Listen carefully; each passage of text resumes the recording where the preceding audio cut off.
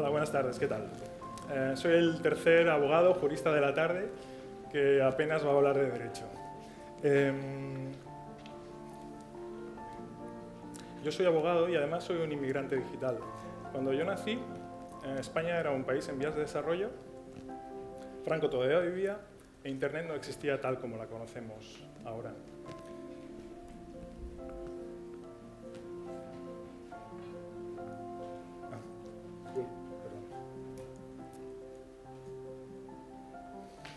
En los años 90 fui a hacer un máster a Alemania y ahí descubrí dos cosas. La primera, que Derecho no es una carrera tremendamente aburrida, sino que la metodología que se utilizaba en la Universidad Española entonces era ineficiente y no incentivaba el pensamiento crítico ni el pensamiento estratégico. Y la segunda, una de mis pasiones, en concreto la pasión por Internet. Recuerdo subir a la sala de ordenadores, una sala de ordenadores que además estaba en la buhardilla de la universidad, muy bonita, llena de ordenadores conectados a Internet, y sentarme allí y empezar a navegar por páginas relativamente planas, como podía ser El País, La Vanguardia, otros periódicos digitales, mientras a mi lado se sentaban unos estudiantes mucho más avezados en Internet que yo, que estaban ya utilizando buscadores orgánicos no tan potentes como los actuales, que están basados en algoritmos, foros de noticias, y que estaban chateando. Y tener esa sensación de que mientras me consultaban por palabras en español para poder chatear con estudiantes españoles remotamente, darme cuenta de la potencia de esa tecnología. Y además, en ese momento, seguramente decidir que ejercería en el ámbito del derecho de Internet. Imaginen, en los años 90 apenas se hablaba de Internet y mucho menos del derecho de Internet. Apenas existía el documento de la administración de Clinton, de autopistas de la información, y si se fijan, hacen una secuencia de la legislación y la regulación de Internet. No había ninguna hasta años después. Y he tenido la inmensa fortuna, y tengo todavía, de dedicarme a lo que realmente me gusta.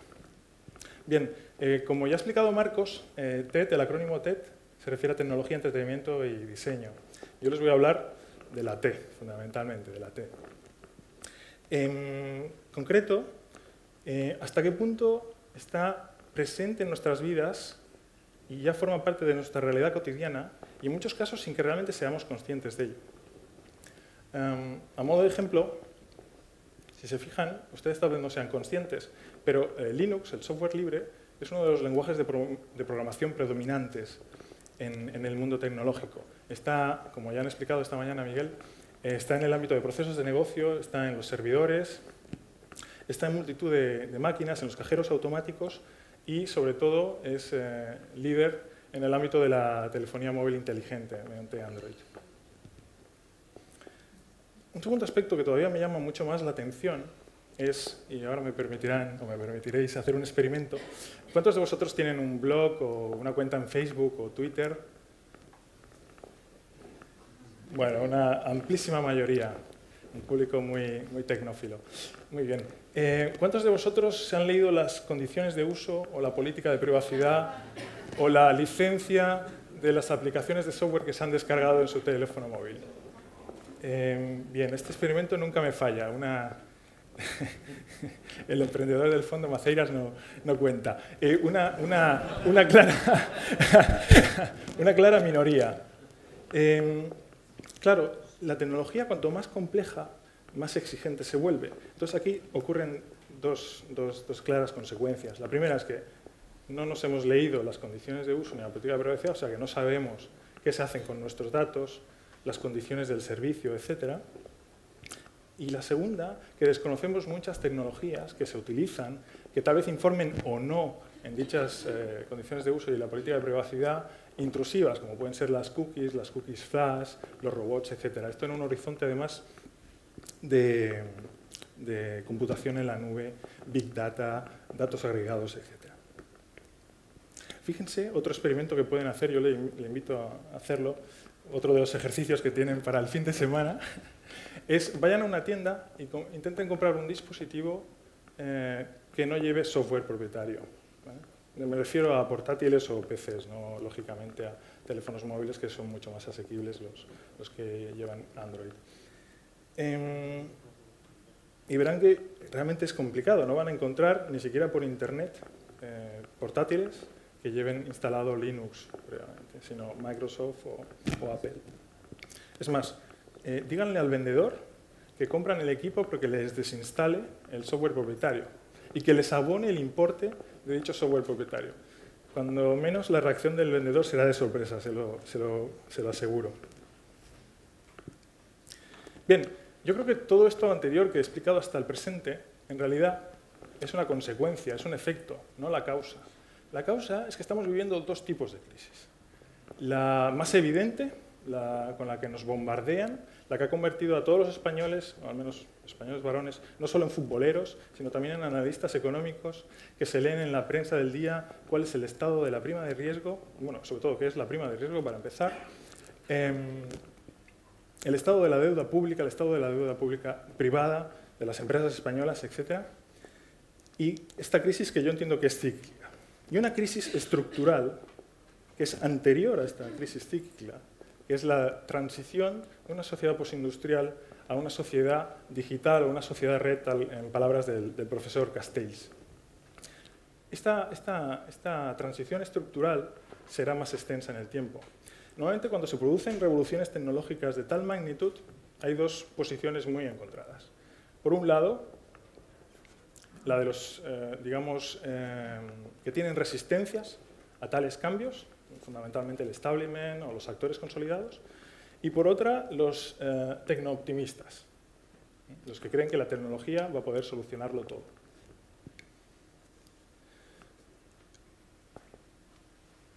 ¿De qué estamos hablando con la sociedad red o sociedad digital? Yo no sé, sinceramente, si se trata de una sociedad nueva o no, pero sí me parece claramente distinta. Entre otros efectos, es global, la aldea global de McLuhan. Es 24 horas, 7 días, 365 días al año y, además, incentiva la creatividad y el valor de las ideas hasta tal extremo que seguramente no hemos vivido con antelación. El software también me parece uno de esos ejemplos. Es decir, no hablamos simplemente de una mera plataforma en la cual podemos vender por Internet o podemos interactuar en las redes sociales, etc., sino de algo que va más allá. Luego hablaré del cambio de paradigma, o de los cambios de paradigma, porque creo que es transversales, poliédricos. Se refieren tanto a lo social, a lo laboral, a lo profesional, a lo legal, a los modelos de negocio, etc.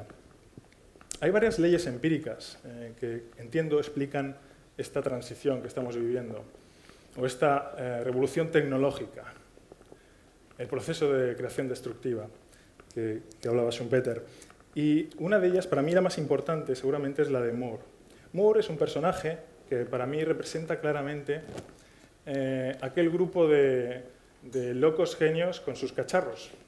Él formaba parte, es un ingeniero tecnólogo de Intel, formaba parte del club de la computación doméstica o de los ordenadores domésticos, de los que formaban o eran miembros, entre otros, Steve Jobs, Bill Gates, Wozniak y el propio Moore. Son unas cuantas personas muy brillantes. Y él, en los años 60, 70, acuñó la fórmula de que los microprocesadores podrían duplicar las componentes o transistores cada 2 años. Es decir, se podían hacer proyecciones a 2 años vista de la potencia o el rendimiento y los costes de los microprocesadores. Imagínense, en términos informáticos, 2 años. Es un plazo considerable. Podían hacer proyecciones de costes. Eso tiene una serie de ramificaciones y consecuencias que a mí me parecen espectaculares. La primera es que la tecnología cada vez es más barata y más potente. La segunda es que, cuando digo tecnología, no solo me refiero a los ordenadores, me refiero a los televisores, a los teléfonos móviles, etc. Lo podemos ver. Cada vez se reduce la potencia de todos los objetos o dispositivos inteligentes. Y la siguiente es que permitía a esos emprendedores futuristas y hasta cierto punto contraculturales hacer unas proyecciones de gastos y lanzar sus modelos de negocio a la realidad. Teniendo en cuenta que en la actualidad no solo disponemos de máquinas cada vez más potentes y más baratas, sino además de software, por ejemplo, software libre o de código abierto, que tiende a cero o que utiliza modelos de negocio de coste cero, vemos las posibilidades que nos ofrece la tecnología. Los aspectos cuantitativos de Internet son creo que irrefutables Vemos una penetración casi exponencial que no tiene parangón en la historia de las tecnologías inalámbricas, como pueden ver en la gráfica de la diapositiva. Pero a mí, más que los datos cuantitativos, que también de Internet, lo que me llama la atención son los aspectos cualitativos. Antes hablaba de esos genios con sus locos cacharros, ahora hablaré de empresas que surgieron en garajes como este. En este garaje en concreto se creó Hewlett-Packard, uno de los líderes mundiales de la informática. Y lo que sucede es que esto no es la excepción, es prácticamente la norma. En garajes parecidos a este surgieron empresas como Apple, Google, Sun y otras. Imagínense.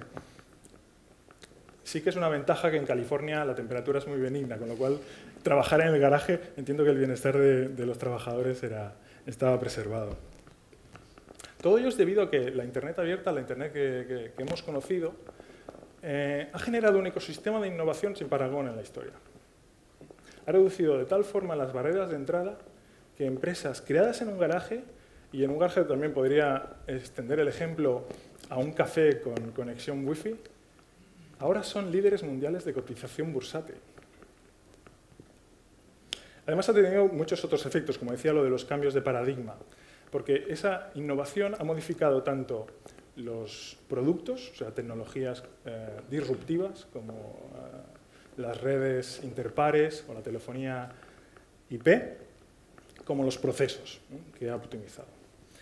Bueno, entre otras consideraciones, Wikipedia, por ejemplo, es un claro ejemplo de plataforma disruptiva, ya que erradicó a Encarta, en aquella época la enciclopedia de Microsoft, y a todas las enciclopedias que hemos podido conocer, los de mi generación seguramente Larousse, Spasa-Calp, etcétera, la enciclopedia británica, y ha democratizado el acceso al conocimiento, el acceso a la cultura.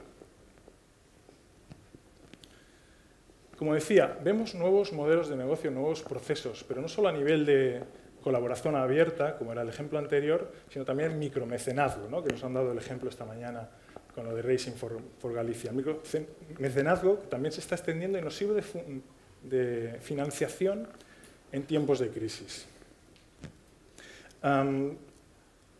Seguramente otro de los procesos que va a ser disruptivos es el del acceso a la educación superior online, ¿no?, los cursos masivos online, que nos permiten acceder a los cursos ofrecidos por las mejores universidades vía Internet.